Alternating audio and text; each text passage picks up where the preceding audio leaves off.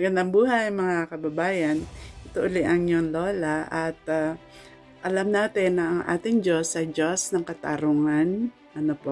At nakikita niya ang lahat na nangyayari sa ating bansa. Kaya po kanina sa amin pong pakikinig sa Kanya, sa amin pong devotion, alas 4 hanggang alas 6, ay meron pong sinabi ang Lord na kinakailangan ko daw sabihin.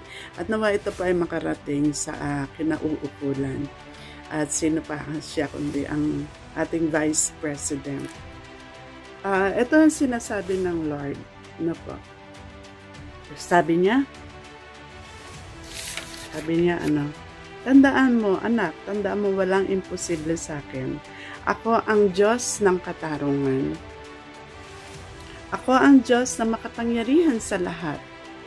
Ako ang patuloy na gagawa upang makamtan ninyong mga Pilipino ang katarungan. Marami akong gagawin upang magkamit ng katarungan ang inyong bansa sa ginawa ng mga Duterte.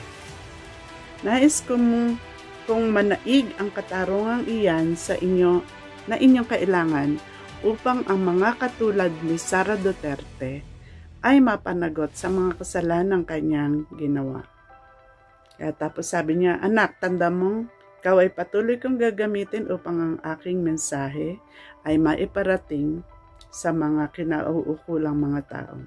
Huwag kang mag-atubili, sabi sa akin, na sundin ang mga ipag-uutos ko sa iyo. Sabi ko, opo Lord, sabi ko. Ano po bang gusto ninyong sabihin? Anak, magpatuloy kang magsabi ng aking salita. Nais kong maunawaan nilang hindi ako natutuwa sa kanilang ginagawa upang si Sara Duterte ay magpatuloy sa kanyang ginagawang paglapastangan sa inyong bansa at sa kanyang pambabastos sa inyong republika at sa mga mamamayang Pilipino na bumoto sa kanya.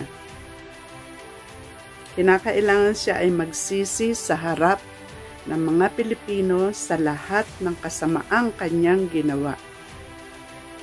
Isang malaking kalapastanganan ang kanyang ginawa sa paglustay ng pondo ng kagawarang kanyang pinamahalaan at gayon din ang kanyang pagyurak sa inyong Pangulo na kumakatawan sa inyong bansa.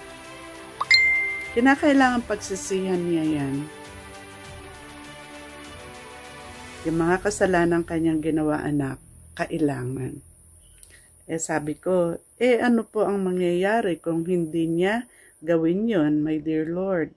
Sabi niya, anak, ako na ang nakakaalam kung ano ang aking gagawin sa kanya. So, yun po mga kababayan, yun po ay sinisiwalat ko lamang at yan po ay pinapasabi ng Panginoon para kay Sara Duterte. Sana po niyo po ito, i-share. Nawa po mag-share po tayo na mag-share para makarating po kay Sara Duterte ito. Yan po. So, ito ang inyong Lola. Nagsasabi sa inyo na kapag ang Diyos ang ating gabay, masaya ang buhay. Mahirap kapag tayo po ay sumasalungat sa Kanya. Po. So, yun po, niya lang po ito, share, ganyan, para marami po makabasa. Para sa atin po ito. Yan po, at lahat po nawa ay pagpalain ng Lord. Amen.